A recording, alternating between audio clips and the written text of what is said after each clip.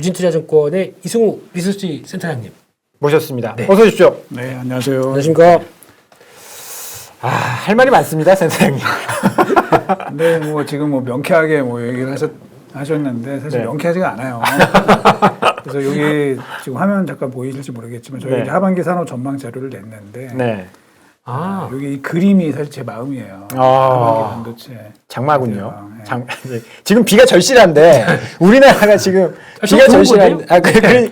비가 절실한데 네. 그러니까 저건 단비가 아니라 앞이 안 보인다라는 네. 의미이신 것 같은데요. 비가 와서. 비가 와서 네. 앞이 뿌옇게 보이고 네.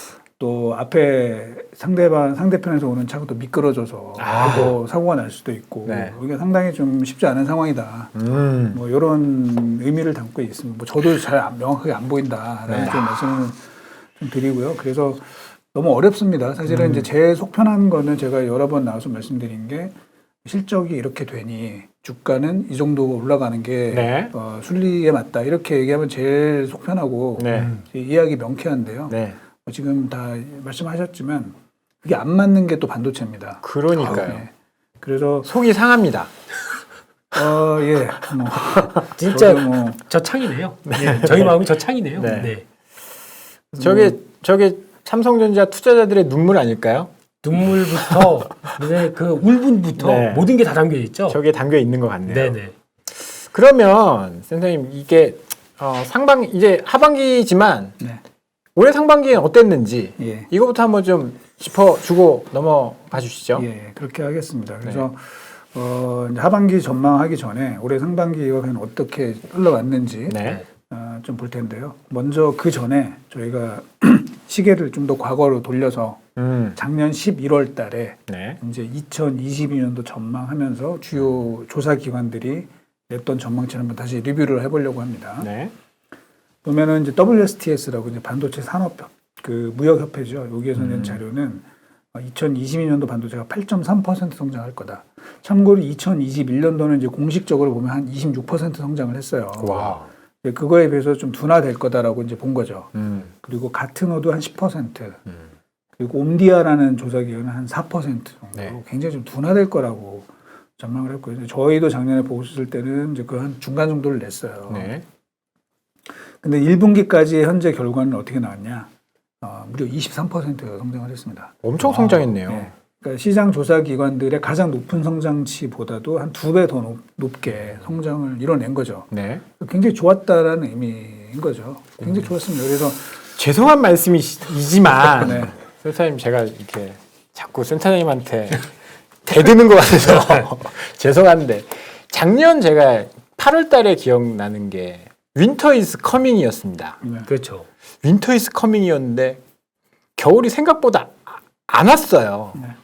그리고 전망치가 지금 보면 다 유수의 전망 기간이 다 틀리네요. 8%, 네. 10%, 4%인데 23%나 성장을 했다 그러면 이게 전망이 의미가 있나 싶기도 하네요. 근데 이제 이렇게 볼 수 있겠죠. 만약에 저 조사 기관들의 전망이 맞다면 네네.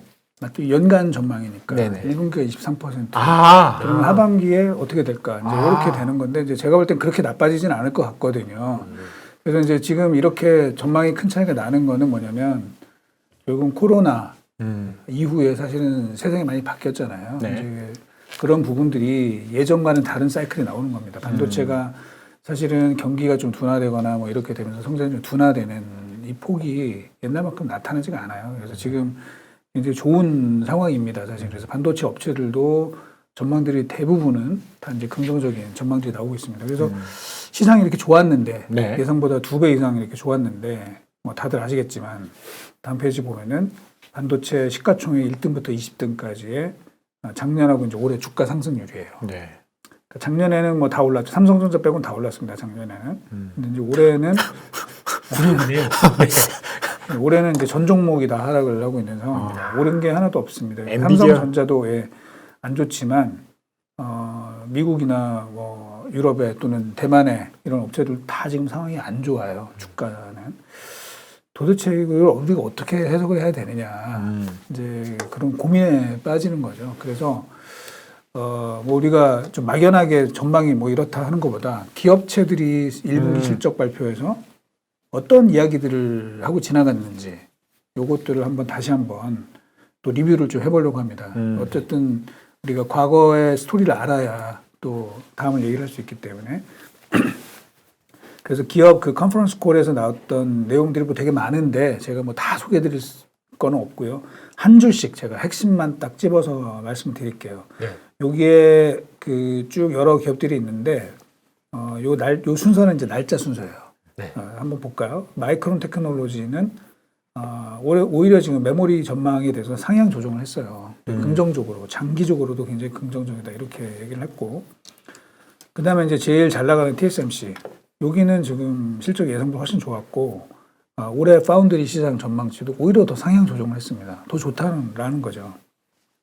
그래서 여기까지는 그래 우리가 좋게 보는 게 맞아 뭐 이런 생각을 했었는데 이제 그 다음부터 조금 이상한 얘기들이 나옵니다. 우리 뭐 반도체의 뭐 슈퍼 을이라고 알려져 있는 ASML 여기는 뭐라고 얘기를 했냐면 올해 연간 매출은 20% 증가하는데 EPS는 10%밖에 증가 안 할 거다 뭐 이런 얘기를 했어요. 이 얘기 뭐겠습니까? 여기 EUV 장비 만드는데 그렇죠. 맞죠? 네 맞습니다. 뭐 지금 없어서 못 파는 네. 그런 상황인데 이익이 왜 줄죠? 원자재 상승. 네 맞습니다. 원자재 상승. 가격 전가를 못 하나요? 뭐 일단 처음에 계약했던 가격들이 있을 거 아니에요. 그리고 뭐 물류 비용 증가. 그러니까 예를 들면 엔지니어들이 그 셋업을 하기 위해서 그 상대 국가에 가서 이제 준비를 해야 되는데 이제 관련된 비용들이 계속 좀 많이 증가를 하는 거죠. 그래서 이제 마진 하락 이야기를 했고 또 반도체 장비의 아주 강자인 램리서치 같은 경우도 지금 환경이 비정상적으로 어렵다. 뭐 이런 얘기를 한 거죠. 중국이 락다운이 걸리면서 부품 구하기가 어렵다. 네. 뭐 이제 이런 얘기를 한 거죠. 왜냐하면 반도체 장비에도 굉장히 많은 반도체들이 들어가거든요. 그거 지금 못 구해서 지금 어렵다. 뭐 이런 얘기를 했고요. 그 다음에 이제 텍사스 인스트루먼트가 또 아주 좀 기분 안 좋은 얘기를 했죠. 매출이 감소하기 시작할 거다. 뭐 이런 얘기를 했습니다. 중국 봉쇄의 영향으로 이제 보수적인 이제 가이던스들이 나온 거예요. 그리고 엔테그리스라고 혹시 뭐 아실지 모르겠지만 여기는 그러니까 우리나라로 치면 이제 원익 QNC 같은 쿼츠 제품이나 굉장히 핵심 소재를 만드는 회사인데 여기도 말로는 좋다 그래요. 2분기 매출은 3% 증가한다. 그러나 마진은 하락해서 순이익이 한 20% 정도 감소할 거다. 안 좋은 얘기죠 사실. 네. 마진이 빠진다. 그리고 반도체 업체만 그런 게 아니라 사실 마이크로소프트나 알파벳도 마진 하락 이야기를 꺼내 들었습니다. 반도체 가격이 너무 막 높아서 이제 마이크로소프트나 알파벳 같은 경우는 그거보다는 이제 여기는 주로 플랫폼 업체들은 인건비 부담이 상당히 많아지는 거예요. 인건비 부담이 상당히 많아지면서 매출도 약간 이제 좀 둔화되는데 비용이 올라가기 시작을 하니까 이제 마진이 떨어진다 이런 얘기를 했고 특히 이제 알파벳 같은 경우는 달러 강세 네. 이 요인으로 인해서 이제 해외 쪽에서 나오는 매출이 오히려 달러로 환전하면은 좀 줄어드는 이런 영향이 있다 이런 얘기를 했죠. 반면에 또 UMC 대만의 파운드리 2등 업체인데 이제 여기는 또 긍정적 전망을 유지를 했습니다. 퀄컴 매출 좀 빠진다 뭐 이런 얘기를 했죠. 자 지금 요 얘기 제가 한 절반 정도 말씀을 드렸는데 특징이 뭐냐면 아시아에 있는 업체들은 좋다 그래요. 그렇죠? TSMC, UMC 그리고 사실 마이크론도 미국에 공장이 거의 없어요. 주로 싱가포르하고 대만, 그리고 일본에 팹이 있다 보니까 여기는 좋다 그러고 미국에 있는 업체들은 조금 안 좋다 그러는 거죠. 환율 때문에 그런 거죠? 환율 효과가 있나 보다. 이제 우리가 이렇게 볼 수 있겠죠. 네. 뭐 그런 부분도 일부 있었을 거라고 봅니다. 그래서 사실 국내 업체들도 보면 삼성이나 하이닉스도 전망치가 긍정적이거든요. 네. 굉장히 2분기 실적도 저희는 굉장히 좋게 보고 있고 그래서 그런 차이가 좀 있다라는 게 하나 있고 자 뒤이어서 이제 보시면은 애플 같은 경우는 역시 이제 중국 얘기를 하는 거죠. 중국의 락다운으로 매출 차질이 뭐 40억 달러에서 80억 달러. 80억 달러면 거의 한 10조 원 정도의 매출 차질이 빚어진다는 거니까 상당히 좀 큰 겁니다. 네. 심지어 이제 아마존 같은 경우는 2분기에 영업 손실 가능성까지 거론을 하고 나왔고요. 인텔은 뭐 매출 빠지고요. 이제 인텔은 뭐 우리가 뭐 그런가 보다 하겠죠. 그리고 마진도 추가로 하락한다. 반면에 그 대만에 있는 AS라고 이제 후공정 업체죠. 세계 1등이 여기는 또 괜찮다고 얘기를 해요. 마찬가지로 아시아 쪽은 괜찮다 이런 얘기를 하고 있습니다. AMD는 이제 그 마켓쉐어 게인 얘기를 하면서 매출 전망치 올렸는데 이제 여기에는 자일링스를 인수한 게 승인이 나면서 이제 좀 올라간 부분이 있었다 이렇게 보고 있고 또 자동차 반도체 뭐 1등하는 인피니온도 주가는 되게 안 좋아요. 여기도 주가는 되게 안 좋은데 올해 뭐 매출 성장률은 괜찮다 뭐 이런 얘기를 했습니다. 그 다음에 사실 이제 마이크로칩 테크놀로지라고 이렇게 유명한 회사는 아닌데 반도체를 보는 뭐 저 같은 이제 애널리스트들은 저 회사를 되게 주시해서 보거든요. 왜냐면은 옛날부터 이 회사가 조금 그 삐딱한 얘기를 많이 했었어요. 조금 보수적으로 얘기를 네. 하고 뭐 좋을 때 야 이거 좀 안 좋아지 이런 얘기를 해서 야, 이 회사도 또 나쁜 얘기 하지 않을까라고 생각을 했는데 또 의외로 굉장히 좋대요. 의외로 올해는 뭐 당연히 좋고 내년도도 지금 자기네는 뭐 오더가 너무 좋아서 아주 상황이 좋다 뭐 이런 얘기를 했습니다. 반도체 장비 업체인 도쿄 일렉트론도 올해 반도체 장비 시장 20% 넘게 성장한다. 좋게 얘기를 했고요. SMIC 이제 중국은 뭐 당연히 안 좋겠죠. 여기는 뭐 중국이 현재 뭐 락다운 걸리고 이렇게 네. 되면서 당연히 안 좋다. 그리고 뭐 팍스콘, 호나이 여기는 뭐 그냥 비교적 그냥 뉴트럴한 그런 입장을 발표를 했습니다. 자, 그리고 나서 이제 추가로 어디가 발표를 했냐면 이제 시스코가 발표를 했는데 여기도 이제 중국 봉쇄 얘기를 한 겁니다. 중국 봉쇄로 부품 못 구해 뭐 이제 이런 얘기를 한 거고 어플라이드 머티리얼스 반도체 사실 매출에 지금 반도체 장비업체 중에 1등이거든요. 네. 여기도 지금 부품을 못 구한다 뭐 이런 얘기를 했습니다. 그다음에 이제 다들 기억나시겠죠. 5월 말에 네. 이제 월마트하고 타겟이라고 하는 유통업체들이 얘기를 했는데 세일즈가 좀 빠질 것 같고 인건비랑 물류비 상승으로 해서 마진은 안 좋아진다. 이제 이러면서 이제 시장이 후청후청한 거죠. 네. 어제도 그랬죠, 타겟. 그렇죠. 그렇지. 예. 근데 이제 그 전에 한번 얘기했기 때문에 이제 어제는 그 효과가 좀 반감이 됐었던 것이고 그러다가 이제 기억나시겠죠. 5월 말에 이제 스냅이 네. 아주 시장을 그냥 뒤 흔들었습니다. 기업 광고비의 지출이 둔화된다. 이거는 굉장히 사실 큰 얘기였죠. 그래서 주가가 43%를 하라고 했고요. 기업 광고비 지출 둔화는 결국 뭐냐면 이제 우리가 지금 기업들이 실적이 좋잖아요, 다 네. 대부분. 그래서 기업들이 투자를 열심히 할 거다.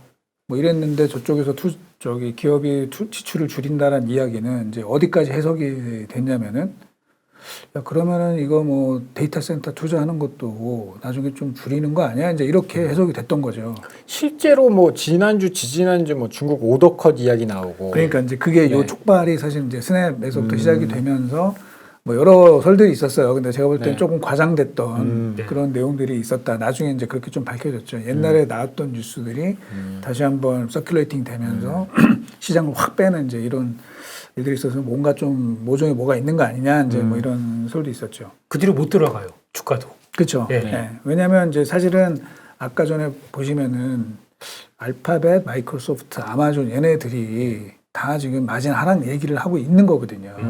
그러니까 거기에다 스냅이 저렇게 딱 그 얘기를 해버리니까 야, 그러면은 뭐 저쪽도 나중 되면 좀 영향이 있지 않을까 이제 이런 우려를 하는 거죠. 왜냐면은 이제 그 서버 투자는 사실 우리의 믿을 구석이잖아요. 반도체. 그렇죠. 지금 뭐 PC나 스마트폰이 안 좋다라고 하는데 그래도 서버는 굉장히 지금 견고하다 뭐 이렇게 다 믿고 있는데 뭐 마이크론 실적이나 발표할 때마다 다 서버는 좋다. 예, 그렇습니다. 뭐 실제로 좋아요. 실제로 네. 좋고 그래서 다들 이제 믿고 있는 상황에서 이제 의심을 하기 시작하는 이제 이런 상황이 됐던 것이죠. 거기에다가 이제 뭐 역시 또 우리 국민들이 서학개미들이 이제 많이 산 엔비디아가 QOQ 매출하고 순위 감소 이야기를 했어요. 그러니까 이제 또 주가가 많이 빠졌죠. 물론 이제 그리고 나서 또 조금 반등을 하긴 했습니다만. 그래서 이제 이런 내용들을 제가 이제 정리를 해보면은 한 4가지 정도로 되는데요. 일단 소비자단에 가까이 있는 기업들, 즉 유통업체들이나 플랫폼 업체들은 굉장히 보수적인 가이던스를 내기 시작을 했다라는 것이고, 그다음에 미국과 유럽의 기업들 굉장히 보수적으로 전망치가 나오고 있죠. 반면에 메모리하고 파운드리는 뭐 그래도 상당히 아직은 긍정적이고요. 아시아권 업체들도 비교적 긍정적인 코멘트가 많았습니다. 아니 우리 삼성전자는 지금 뭐 메모리 그래도 아시아권 업체인데 매우 좋은 거 아닙니까? 좋습니다. 예, 삼성전자도 그래서 저희 뭐 실적 좋게 보고 있고요. 네. 뭐 하여튼 뭐 그런데 어쨌든 이제 주가는 다들 빠지는 그런 상황이고, 자 여기서 이제 저희가 그 임플리케이션이 있다 그러면 왜 아시아 업체들은 같은 반도체 장비 회사라도 어플라이드 머티리얼즈나 램스 미국 회사들은 좀 어렵다 그러고 도쿄 일렉트론이나 이제 한국에 있는 반도체 장비 업체들은 그래도 잘 대응을 하는가? 이걸 보면은 이제 거기에서 결국 반도체 경쟁력이 저는 차이가 난다고 봐요. 그러니까 지금 우리가 삼성전자를 그 우려를 하시는 많은 부분들이 예를 들면 인텔이 미국 정부의 힘을 뭐 얻어서 굉장히 공격적으로 투자를 해서 삼성전자가 파운드리에서 그 차지할 수 있는 그런 몫을 상당히 뺏기는 거 아니냐 이제 이런 우려들이 굉장히 많으시잖아요, 사실. 네. 그게 주가를 상당히 발목을 잡고 있는 건 사실인데 보면은 이제 그 미국에 그러면 뭐 인텔이 그렇게 공장을 짓고 투자를 했을 때 과연 거기서 성과가 나올 거냐 이거는 별개의 문제라는 거죠. 실제로 지금 제가 이제 삼성이나 하이닉스 쪽에 그 뭐 엔지니어들이나 뭐 기타 등등 좀 얘기를 해보면은 결국은 그 미국이나 유럽에 있는 그런 반도체 장비 회사들이나 부품 회사들은 되게 매뉴얼대로 행동을 한대요. 그러니까 예를 들면 이제 중국에 뭐가 막혔어. 네. 그러면은 이제 그걸 잘 조달을 못 한다는 거지. 그래서 이제 계속 문제가 생기는데. 열심히 안 하는구나. 저 그렇죠. 그냥 네. 공무원이죠. 그냥 근데 이제 한국이나 뭐 대만 네. 또는 일본에 이제 좀 반도체 많이 했던 이 업체들은 임기응변 능력이 너무 뛰어난 거야. 그래서 우리 또 상대적으로 2018년에 한번 당했지 않습니까? 아유, 그렇죠. 일본한테. 네. 그래서 그 물론 이제 역량이 전혀 없다고는 얘기 못 하지만 그래도 그나마 이제 좀 대응을 좀 하고 뭐 이런다는 거죠. 그래서 저는 이제 요거는 뭐 전체적으로 주가는 안 좋은 상황이지만 이번에 이 기업들의 그런 이 내용들을 좀 정리를 해줘 보면 약간의 희망도 있다. 즉 미국에서 그렇게 돈을 들여서 미국의 반도체 팹을 짓고 이래서 우리가 뺏긴다 이렇게 볼 건 아니라는 거죠. 왜냐하면 우리가 정말 되게 필요할 수 있는 그런 파트너가 저는 된다라고 좀 보고 있고요. 다만 어쨌든 약간의 이제 그 소비자단에 있는 기업들은 조금씩 보수적인 얘기들을 하고 있고요. 아직은 그게 칩 오더로 이어지진 않은 것 같아요. 그러니까 전체적으로 이쪽은 그러니까 소비자단에서는 조금씩 그 우려가 나타나는 반면에 아직 기업단에서의 오더는 그냥 조금 유지가 되고 있는데 이게 혹시 시간이 지나면 이쪽으로 전이되지 않을까라는 이제 우려가 지금 뭐 주가를 누르는 이제 그런 요인인 걸로 보고 있습니다. 시장에서 보면 요즘에요. 그러니까 있다 보면 2분기에 기업 실적 발표할 때 이번에 중국 봉쇄 영향을 그 IT 반도체 쪽이 많이 받았을 것이다. 그런 쪽에 얘기가 많게 나오기 시작하거든요. 그거는 이제 뒤에 이제 데이터가 있는데요. 네. 사실은 저희가 월별로 이제 보는 여러 가지 데이터들이 있는데 그 중에서 이제 대만의 매출액 데이터를 되게 열심히 보거든요. 대만은 매월 발표를 하죠. 네. 매출을. 네. 매월 공시를 합니다. 실제로 네네네. 공시를 해서 그러니까 우리 리서치하우스의 우리 젊은 우리 애널리스트, 주니어 애널리스트들이 네네. 이제 그 프로그램을 짜요. 그 데이터들 수백 개 기업들의 실적을 다 모읍니다. 모아서 이제 그 저희가 트렌드를 계속 이제 보고 있는데 4월부터 이제 지금 대표님 말씀하신 것처럼 이 매출이 좀 안 좋게 나오고 있습니다. 그래서 뭐 이거는 당연한 거죠. 어떻게 보면 중국이 봉쇄에 들어갔기 때문에 안 좋을 거라고 생각을 했는데 실제로 데이터가 되게 안 좋아요. 거기에 좀 영향이 있겠죠. 이제 그럼에도 불구하고 뭐 삼성이나 하이닉스 같은 경우는 사실 이제 출하 같은 경우에 아직은 큰 변화는 없어요. 기존의 예상대로 거기다가 환율이 또 좋았죠. 그러면 사실 실적은 국내 업체들은 상당히 선방을 할 거다. 이렇게 보고 있고요. 이제 미국 쪽 업체들은 조금 타격이 있을 수 있다. 이렇게 좀 보고 있습니다. 센터장님 나오셔가지고 김 대표님 지금 텐션이 좀 많이 떨어지셨는데 너무 채팅창에 오늘 제리님 진정제 먹고 진행하고 있다고.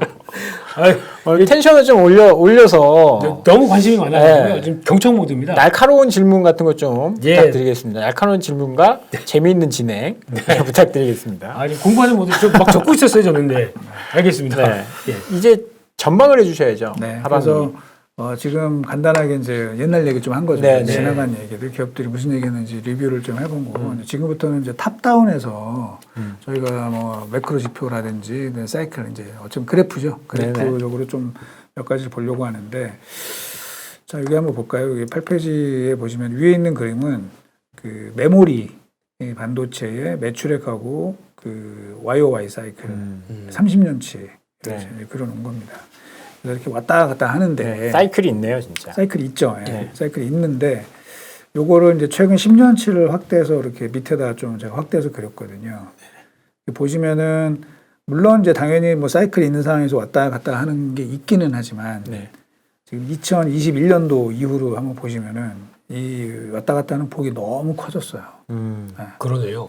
예전에는 사실 그렇지는 않았거든요. 그래서 추세가 한번 만들어지면 이제 어느 정도 범위 내에서 이렇게 좀 예측이 됐는데 지금은 어느 달을 보면은 이거는 완전히 뭐 시장이 부러지는 달이었다가 네. 또 그 다음 달 보면 또 확 좋아졌다가 어. 이게 왔다 갔다 하고 있는 진폭이 상황입니다. 되게 짧아졌다라는 말씀이신가요? 뭐 그렇죠. 뭐 그 얘기도 네. 맞고요. 네. 그 얘기도 맞고 전체적으로 보면은 추세는 오히려 이제 저렇게 많이 흔들리면 사실은 모호해지는 거고 약해지는 거고. 추세가 아니에요.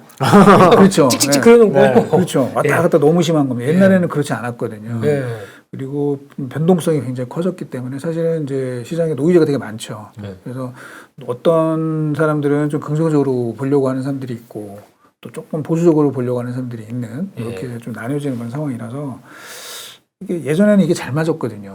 이게 근데 이제 잘 안 맞아요. 그래서 저희들도 좀 힘든 이런 상황이다라고 말씀을 드리고 뒤이어서 이제 몇 가지 보조 지표를 좀 볼 텐데 이번에는 그 메모리가 아니라 전체 반도체를 본 네. 거예요. 전체 반도체.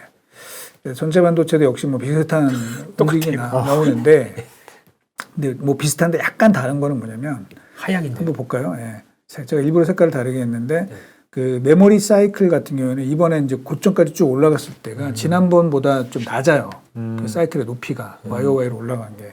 그러니까 아주 강하지는 않았다는 거지. 네. 메모리 사이클은. 근데 반도체 전체 사이클은 사실은 전에보다 더 많이 높이 올라갔습니다. 지금. 그래서 분명히 이제 반도체 전체는 굉장히 좋았고 그게 주로 메모리보다는 그런 비메모리가 조금 더 사실 더 높지는 않은데 그 좋게 느껴지는 폭이 더 크게 나타난 건 사실인데요.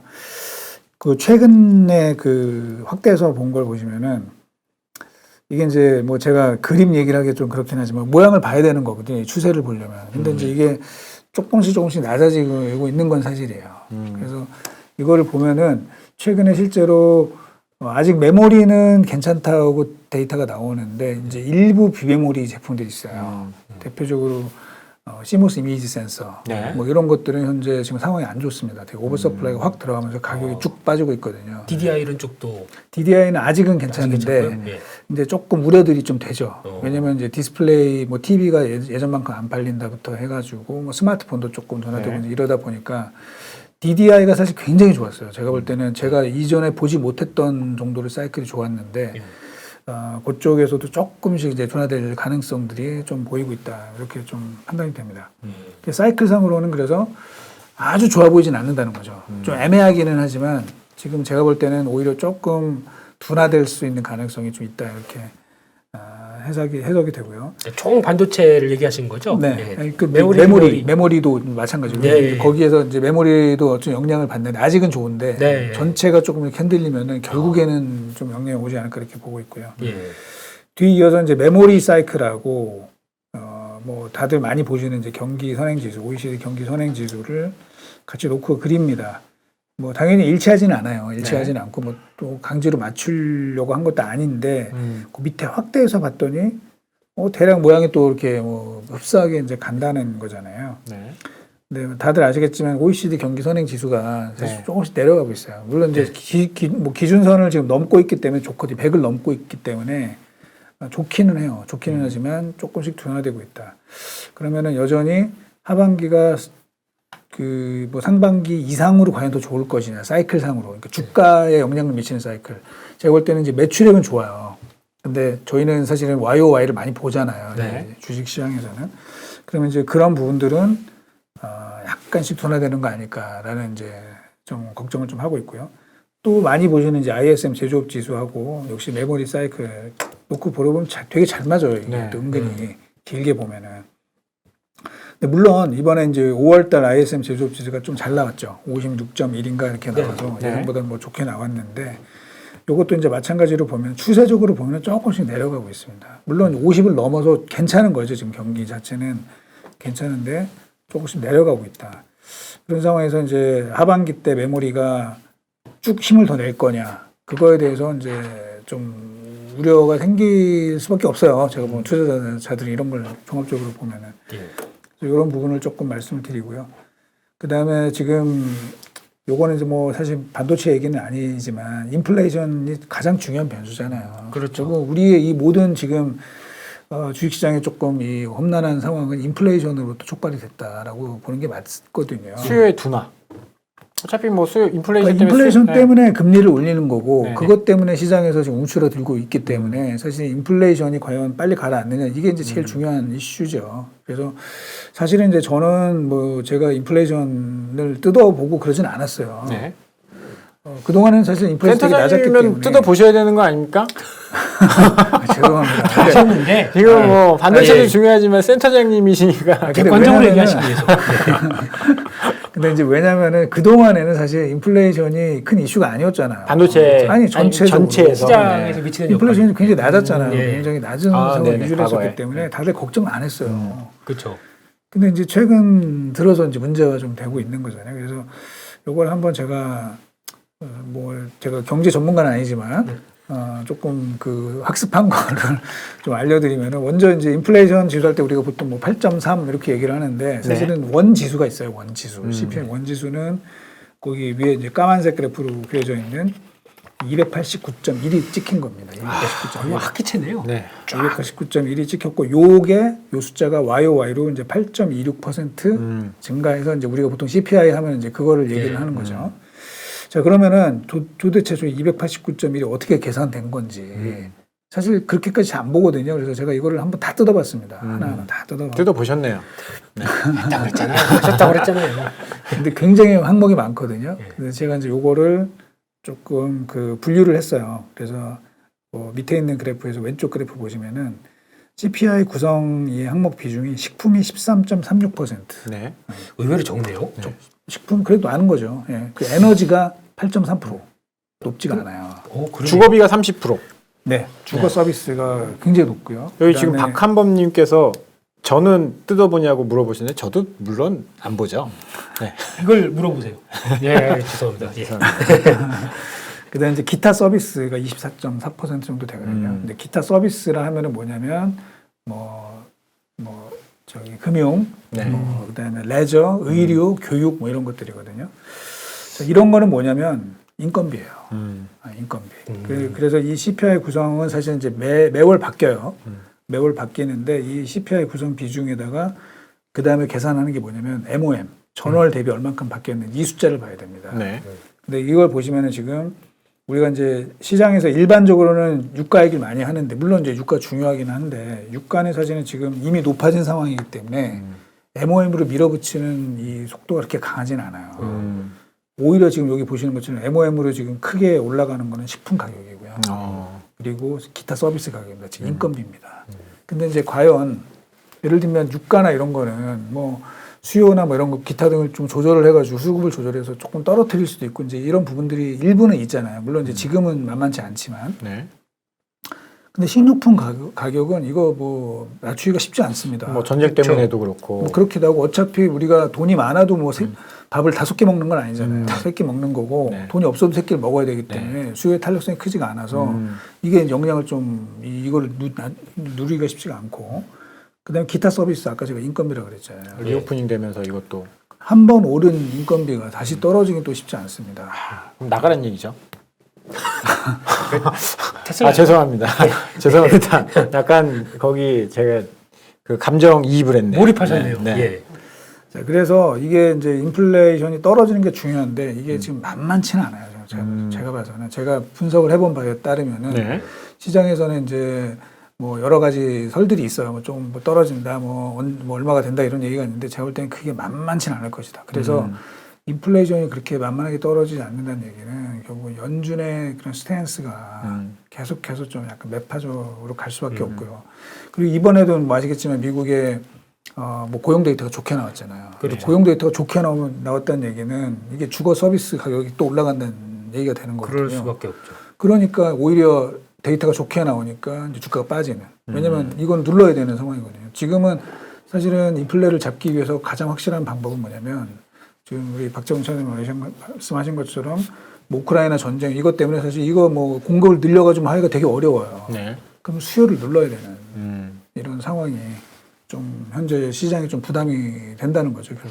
근데 반도체 같은 경우에는 지금 기대하고 있는 게 이제 서버 쪽 수요잖아요. 뭐 스마트폰이야 뭐 좀 줄어들고 가전 줄어드는 거는 감안을 하고 그래도 뭐 마이크론이나 하이닉스나 삼성전자 실적 발표 보면 서버 수요는 굉장히 견실하다. 그러면 이거는 이제 개인의 수요나 이런 것들 늘어나는 뭐 줄어드는 거 네. 이런 것들보다는 조금 영향을 덜 받을 수 있지. 좀 덜 받죠. 네. 덜 받아서 사실은 올해 좋게 봅니다. 저희도. 네, 저희도 좋게 보는데 좀 이따 이제 말씀드리겠지만 그런데 뭐 미리 말씀드리자면 네. 데이터 센터 아까 플랫폼 업체들의 실적이 1분기에 지금 보면 1분기 영업이익 합계가 YOY로 슬라이틀리 마이너스가 났어요. 그리고 현재 이 회사들의 컨센서스 기준으로 영업이익 합계가 2분기를 보면 마이너스 10%예요. 이 회사들이 사실은 1분기에 이제 마이너스를 전환하기 전까지 무려 26분기 연속으로 YOY 증가했었거든요. 대단하네요. 네. 그런데 두 분기 연속 이제 마이너스가 나게 생긴 거예요. 하반기는 또 그때 가봐야 알겠지만 현재 그러다 보니까 투자자들은 어떻게 생각하겠어요? 투자를 줄이겠다. 그러니까 뭐 그동안 이 플랫폼 기업들의 빅테크들의 이익 증가 사이클이 끝나는 거 아닐까? 투자자들은 그런 생각 할 수 있죠. 그렇죠. 할 수 있죠. 네. 뭐 그게 맞는다는 얘기가 아니라 그런 우려를 한다. 그때 나왔던 얘기가 네. 마이크로소프트 같은 경우는 서버용 메모리 내용 연수를 늘렸지 않습니까? 네. 4년에서 5년으로. 그러다 보니까 더 우려가 커지는 거 아닌가요? 이런 게? 그러니까 이제 아마 그때는 사실 아마존 얘기였고요. 네. 이제 예, 그래서 뭐 이제 그런 얘기들이 있는 거죠. 왜냐면 마진 프레셔를 얘네 네. 느낀다라고 얘기를 하니까 그러면은 뭐 기업들은 실적을 내야 되는 상황이고 네. 그러면은 뭐 어떻게 해야 될 거냐. 더 써야죠. 뭐 연수도 아껴 쓰고 나눠 쓰고. 그러니까 이제 그런 부분들이 투자 심리에 네. 영향을 준다는 거예요. 그래서 지금 아무리 좋다 뭐 이렇게 얘기를 해도 이거 걱정을 굉장히 많이 하고 있는 그런 상황이라서 사실은 그게 해소가 되려면 첫 번째 선결 요건은 인플레이션이 완화돼야 되는데 그럼 인플레이션이 완화되기 위해서는 뭐가 필요하냐? 일단 전쟁이 끝나야 돼요. 제가. 네. 전쟁이 끝나고 나서 이제 그 다음 얘기를 할 수 있지 않을까라고 좀 말씀을 드리고요. 실제로 이제 뭐 계속 뭐 인플레이션 얘기인데 이제 에너지나 중고차 사실 이제 작년에는 중고차 가격 얘기를 네. 되게 많이 했어요. 네. 중고차 너무 많이 올라가지고 인플레 부담이 된다. 물론 맞습니다만 지금 여기 그래프 보시면 YOY로 보면 얘네들은 이 두 가지 에너지나 중고차가 더 이렇게 쭉쭉 올라가지는 않는 상황인 거죠. 근데 오히려 밑에 있는 그러니까 가정용 식품 가격은 YOY로 점점 더 가속해서 올라가고 있어요. 네. 근데 이거가 굉장히 비중도 꽤 되는 거고 네. 에너지나 중고차 가격보다 비중이 훨씬 크니까 네. 부담이 되는 거고 지금 주거 임대료는 사실은 YOY 증가율은 5, 6% 정도 돼서 아주 높진 않지만 네. 이게 비중이 꽤 되니까 네. 그리고 점점 더 올라가니까 이게 인플레이션을 쭉쭉 끌어내기가 굉장히 부담되는 이런 항목으로 저희가 좀 보고 있습니다. 그래서 저도 빨리 내려갔으면 좋겠는데 인플레이션이 이게 지금 만만치 않은 그런 상황이다라는 거를 조금 이해를 하실 필요가 있다고 생각이 되고요. 결국엔 식품 물가도 영향을 크게 미치는 이거 데이터 한번 보면 딱 그러네요. 그렇습니다. 예, 예. 특히 이제 식품 가격은 아까 제가 말씀드린 것처럼 수요가 딱 정해져 있는 거잖아요. 그렇죠. 예. 거기에다가 지금 사실 이제 선진국들 중에서 식량을 이렇게 수출할 수 있는 나라가 거의 없어요. 그러니까 미국하고 프랑스 약간 정도, 뭐 네덜란드에서 낙농업 뭐 이런 거 좀 정도가 있고요. 대부분은 다 수입을 합니다. 그러면 그 식량을 수출하는 그 최대 나라가 어디냐? 그게 하필이면 러시아랑 우크라이나인 그렇죠. 거예요. 예. 근데 거기가 지금 상황이 저렇게 됐고, 그 다음에 보통 이제 세 번째 나라로 꼽는 나라가 인도입니다. 인도. 네. 근데 인도도 지금 아시겠지만 폭염에 가뭄 이것 때문에 50도까지 올라간다고 뭐. 날아가는 새가 떨어진다고. 예, 그래서 이제 정신이에요? 인도 오기를 별로 수입하고 싶지 않대요. 그분들이 드신다고 하더라고요. 그렇죠. 그래서 이제 수출을 금지시킨 거잖아요. 그래서 이제 더 지금 부족한 상황이 됐고 그 다음으로 또 이제 식량을 수출할 수 있는 그 조달처가 사실은 아르헨티나하고 브라질이거든요. 네. 근데 여기도 제가 작년에 이제 보고서를 하나 쓴 게 있는데 라니냐와 반도체라는 제목으로 보고서 썼는데 무슨 상관이 있나요? 네, 있습니다. 예. 결국 이제 뭐 라니냐로 인해서 그 곳곳에 이제 기후 이상 때문에 지금 사실은 아르헨티나나 브라질도 농산물 작황이 안 좋아요. 네. 작년에 브라질 주가가 많이 빠진 것 중에 하나가 사실은 그 브라질의 수출 1위가 사실은 농산물이거든요. 근데 이게 되게 안 좋아지면서 이제 주가가 많이 빠진 거고. 그렇죠. 아르헨티나 프레일이 우리 옛날에 이제 초등학교 때 배웠던 그런 내용들인데. 저는 그런 거 안 배웠던 것 같은데. 저는 좋으시겠어요. 교과 과정이 좀. 그 사회, 국어 이런 거, 거기 다 있었습니다. 네. 그래서 이제 아르헨티나도 지금 되게 작황이 안 좋거든요. 그러다 보니까 전체적으로 좀 문제가 돼서 자, 그러면은 이제 사실 돈 있는 나라든 그래도 괜찮겠죠. 근데 뭐 다들 아시는 것처럼 저희가 여기 이제 나와 있지만 저소득 국가 여기는 굉장히 불안합니다. 지금 예전에 아랍의 봄 뭐 이런 것들. 그렇습니다. 예, 아랍의 봄도 사실은 이제 그 민주화 운동으로 알려져 있지만 사실 그 저변에는 지금 정확하게 지적을 하셨는데 사실은 인플레이션 그렇죠. 촉발된 거거든요.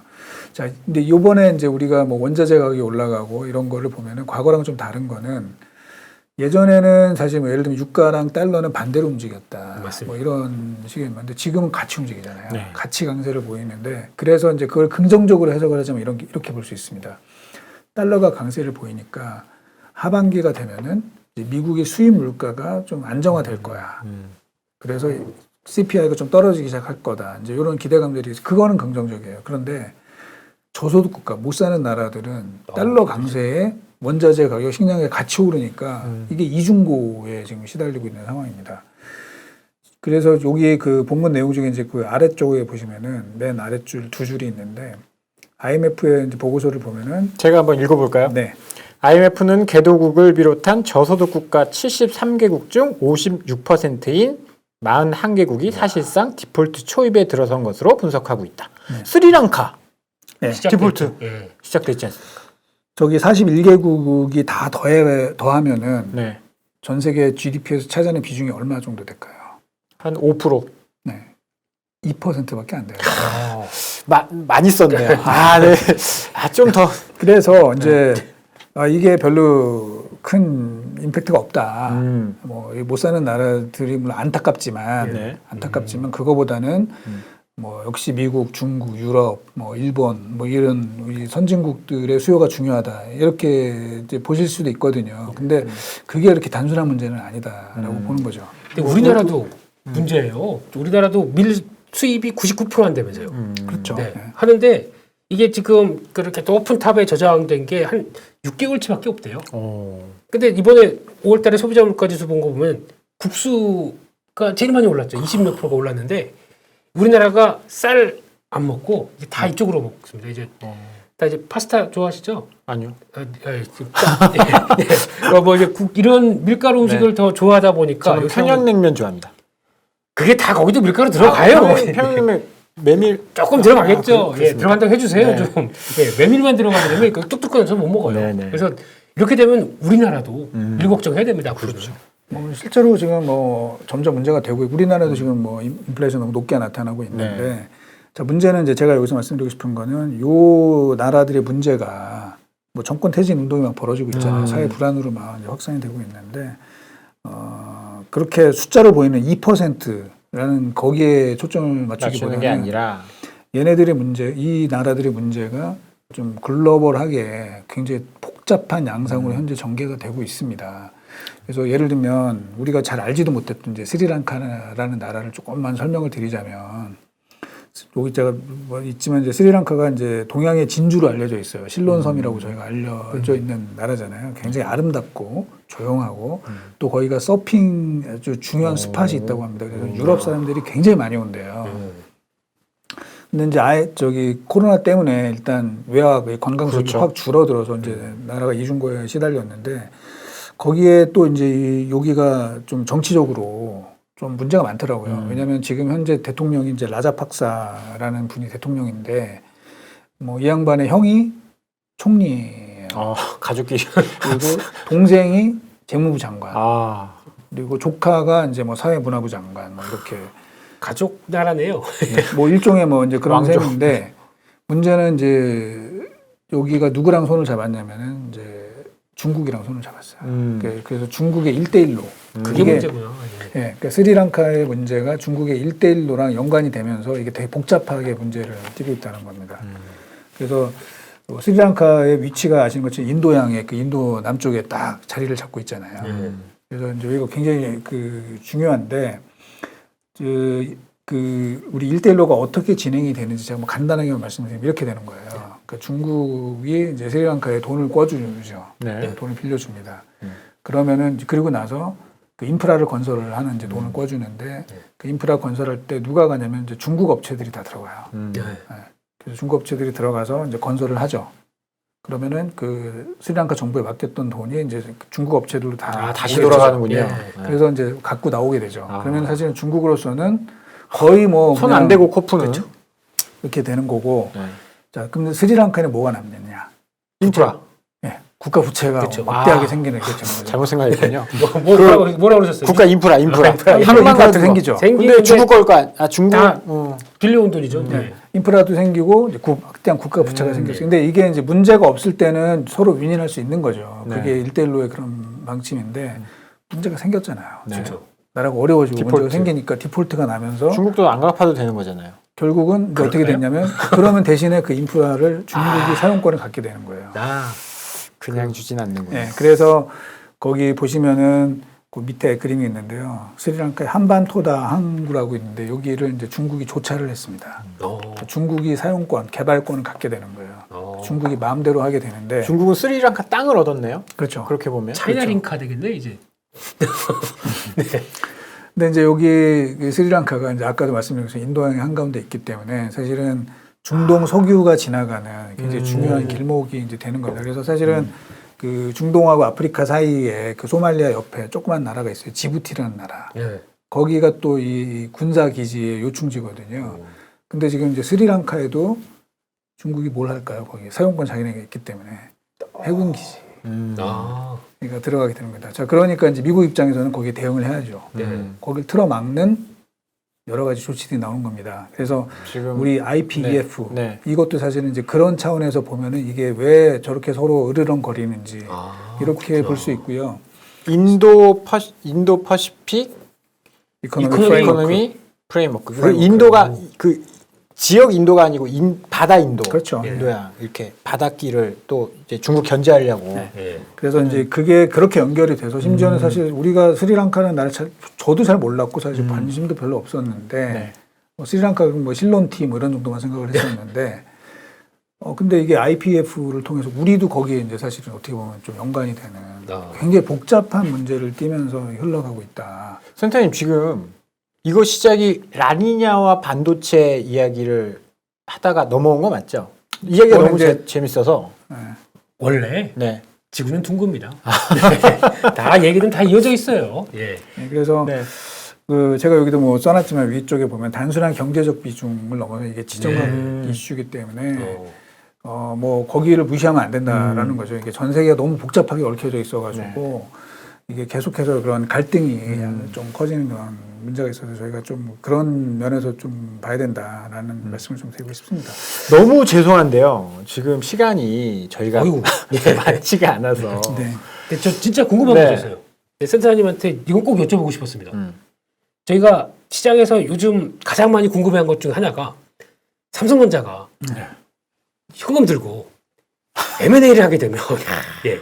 이거 어디가 되겠느냐 이런 얘기 엄청 뭘 많이 사야 하는데. 되죠? 네, 그래서 로봇 관련된 찔러보다가 뭐 이것저것 막 찔러보는데 센터장님의 인사이트는 어느 쪽이십니까?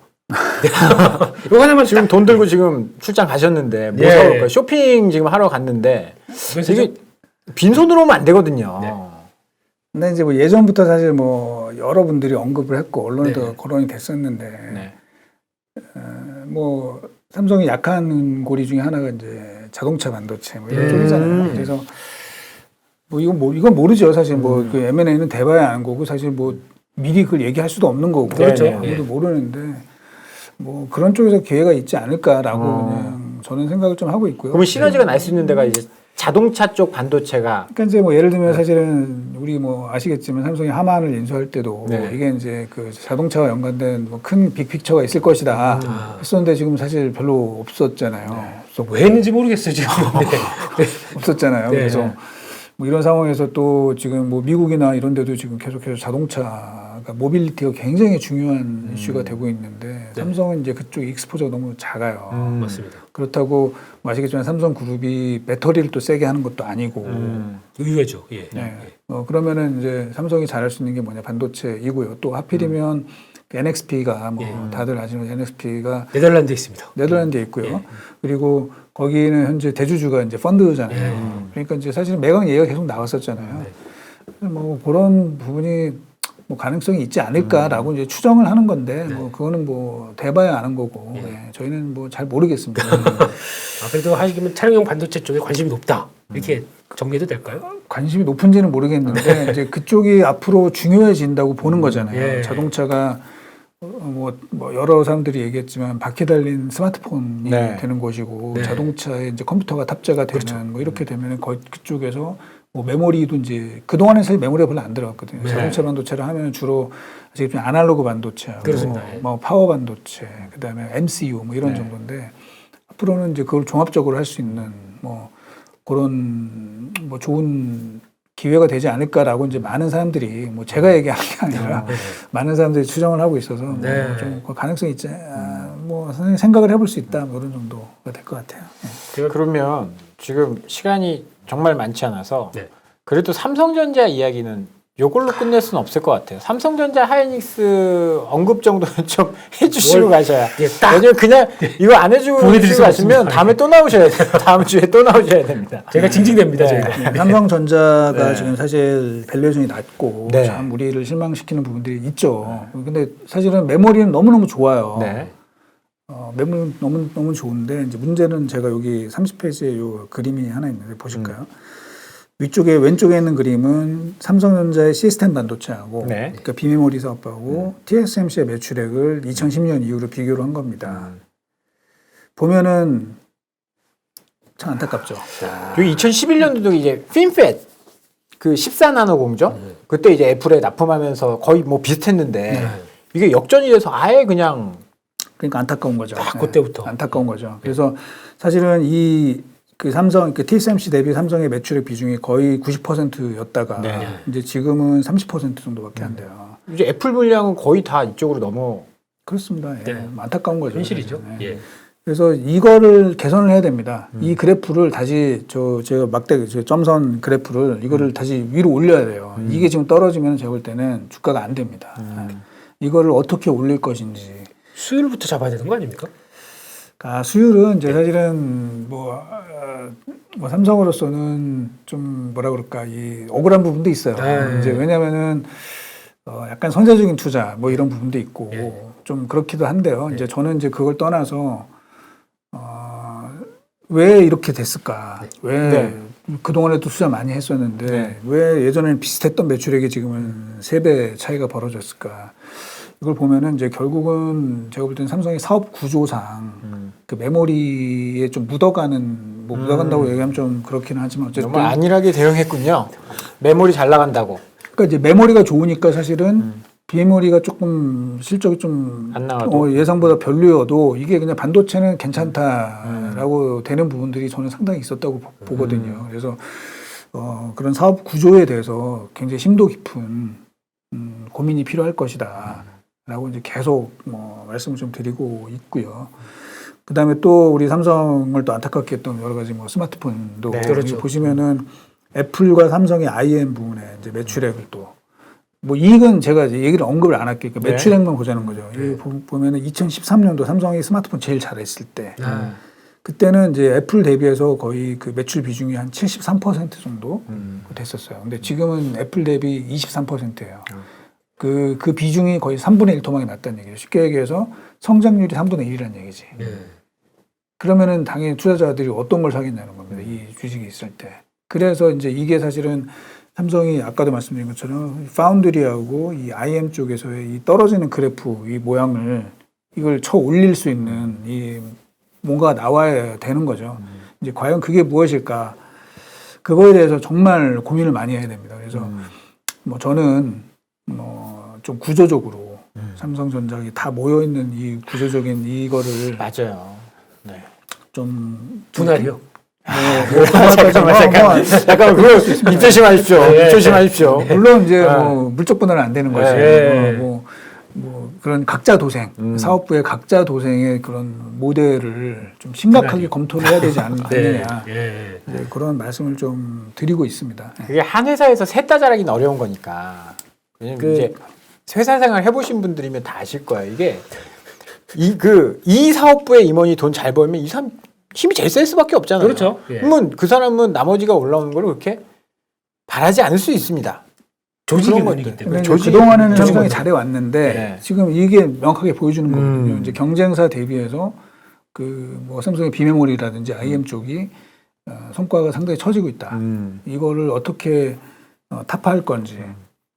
그동안에 뭐 이 사람들이 일을 안 해서가 그런 게 아니라 이게 구조적으로 좀 문제가 있지 않을까라는 이제 고민이 좀 필요하지 않나 이제 그런 생각을 좀 합니다. 네.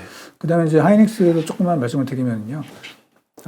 밑에 있는 그래프의 제일 오른쪽 걸로 보시면 PBR 밴드가 지금 너무 낮잖아요. 지금 네. 하이닉스 PBR 뭐 1배 수준까지 이제 와 있는데 그때 딱 작년 9월, 네, 10월이었나요? 네. 딱 이거 딱 찍고 팍 올라왔었는데. 그렇죠. 예, 그래서 윈터 이즈 커밍. 네. 그때도 이제 뭐 저기 2019년도를 한번 볼게요. 2019년 1월 달에도 이제 PBR 1배 약간 밑으로 갔다가 네. 주가가 이제 좀 올라갔거든요. 이제 자, 그런데 그때 한번 볼게요. 그 왼쪽에 있는 그래프 2019년 제가 빨간색으로 표시를 해놨는데 그때 보면은 1배가 간 거잖아요. 그때 PBR이 1배. 네. 그리고 나서 사실은 실적이 조금 더 둔화됩니다. 영업이익이 빠지죠. 근데 주가는 오르거든요. 네. 그래서 이제 저는 이제 그런 가능성이 있다고 보는 겁니다. 지금 저는 이제 하반기에 업황을 아주 세게 보진 않아요. 그리고 아까 이제 전체적으로 마진 프레셔 얘기도 되게 많기 때문에 당연히 기업들의 그 코스트 부담이 좀 된다고 보고 있는데 그래도 현재 밸류에이션 너무 싸다. 그러면은 설령 둔화된다 하더라도 제가 볼 땐 주가는 그걸 다 반영을 해가지고 좀 나와 있는 상황이면은 뭐 단기적으로 좀 반등이 나오지 않을까 그런 기대를 좀 하고는 있습니다. 예. 전반적으로 정리를 좀 해보면 이렇게 막 가자 이 분위기는 앞서 딱 보셨던 네. 그 그림 하나만 세워요. 네. 결론은 그래서 제가 맨 앞에 보여드린 그 그림이 네. 제가 생각하고 있는 현재 상황입니다. 불투명하고 그 와중에 이제 막 비는 내리는 상황에서 앞으로는 가야 되고 이렇게 쉽지 않은 게임. 저는 예, 그래서 TSMC랑 애플 비교한 거 딱 보고 이제 모든 게 느껴졌습니다. 예. 그 마지막으로 혹시나 이제 희망 회로를 돌려본다면 아까 그 그림에서 빗방울이 막 이렇게 있는데 와이퍼가 한번 작동하면 또 앞이 잘 보이지 않습니까? 와이퍼가 작동할 수 있는 무언가 모멘텀이라든지 와이퍼 그런 관련 주사요? 그런 것들이 있다면 뭐라고? 그 첫째는 일단 전쟁이 좀 빨리 끝나야 될 것 아. 같고요. 그다음에 이제 또 하나는 뭐 전쟁이 끝나면 제가 볼 때는 일단 기본적으로는 좀 반도체 주들은 너무 빠졌기 때문에 네. 전 세계 반도체가 좀 반등을 좀 할 가능성이 있다고 보고 있습니다. 전쟁이군요. 거리가 문제군요, 항상. 뭐 센터님 준비를 되게 많이 하시는데 지금 저는 듣느라고 지금 듣고 적느라고 네. 네, 적절한 드립을 못 드려서 죄송합니다. 예. 메모리 전망을 지금 하나도 못 들었어요. 네, 메모리 전망을 들어야 되는데 그런데 말씀은 중요한 거 다 하셨잖아요. 네, 중요한 거 다 하셨으니까. 네. 잠깐만 조심하십시오. 네. 이제 네. 뭐 이쪽이 메모- 아니고요, 그냥 네. 예. 메모리 전망을 또 다음에 한번 또 들어볼 수 있는 기회를 한번 주시면 감사할 것 같고요.